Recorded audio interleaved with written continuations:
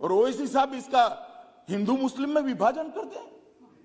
भाई आपके मन में सब चीज हिंदू मुस्लिम है, मैं तो समझता हूं ओवैसी जी आपको, मगर आप देश के अफसरान को भी हिंदू मुस्लिम में डिवाइड कर दे।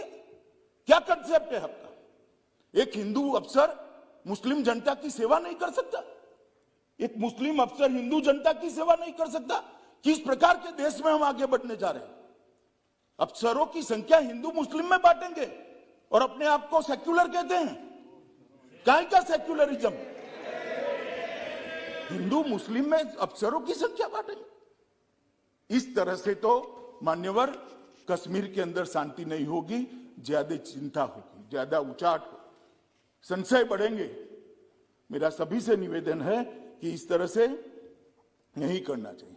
अभी उन्होंने एक और निवेदन कर दिया मान्यवर कि 2G से 4G विदेशियों के दबाव में किया है। ओवैसी साहब को मालूम नहीं है जिसका वो समर्थन करते थे वो यूपीए की सरकार चली गई है। ये नरेंद्र मोदी की भारतीय जनता पार्टी की सरकार है। इस देश के फैसले ये देश करता है, इस देश के फैसले इस देश की संसद करती है। कोई हम पर दबाव नहीं कर सकता। और हमने उसको इसलिए रिस्ट्रिक्ट किया था मान्यवर कि कुछ संभलने के लिए समय चाहिए था। अब फाइन न फैलाई जाए इसके लिए एक समय चाहिए था।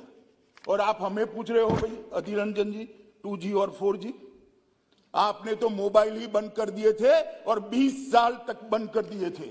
वाजपेयी जी की सरकार ने आकर 2G 4G छोड़ो, मोबाइल सर्विस ही बंद कर दी थी। कहां गए थे उस वक्त सारे अधिकार? सर, एक ऐसी रियासत जहां पर मुसलमान तनासुब में ज्यादा हैं, मगर पहले से अफसरशाही में उनका तनासुब बहुत कम था। मैं आपका आदाद शुमार आपके सामने रखता हूं सर। 24 सेक्रेटरी के पोस्ट हैं जिसमें से सिर्फ 5 कश्मीरी मुसलमान हैं। 58 IAS के पोस्ट में सिर्फ 12 मुसलमान हैं, यानी 17.24। 2011 की मरदमशुमारी के मुताबिक सर जम्मू कश्मीर में 68.31 मुसलमानों की आबादी है और 28% हमारे हिंदू भाइयों की आबादी है। मगर अगर आप देखेंगे टायर 2 में सर दूसरे दर्जे के 523 इंतजामी अफसरान, जिसे कश्मीरी एडमिनिस्ट्रेटिव ऑफिसर सर्विस कहते हैं, 220 यानी 523 में से 220 यानी 42.6 कश्मीरी मुसलमान हैं। IPS में आ जाइए सर, 66 पोस्ट हैं जिसमें से सिर्फ 7 मुसलमान हैं। दूसरे दर्जे के अफसरान में 248 में 108 यानी 43.54% मुसलमान हैं।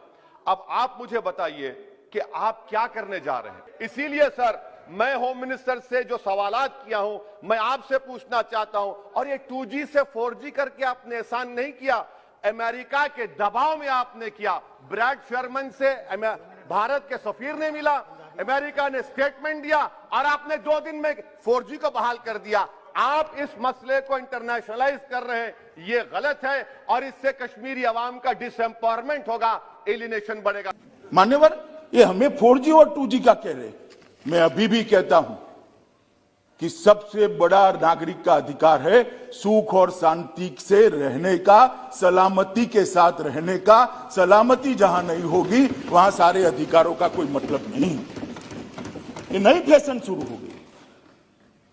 मान्यवर मैं कहना चाहता हूं कि ये जो लोग कह रहे हैं कि हम विदेश के दबाव में आकर कह रहे हैं, मैं उनको पूछना चाहता हूं कि किसके दबाव के अंदर धारा 370 को इतने समय तक चालू रखा आपने? ये तो जरा बता दीजिए, किसका दबाव था? कौन प्रेशराइज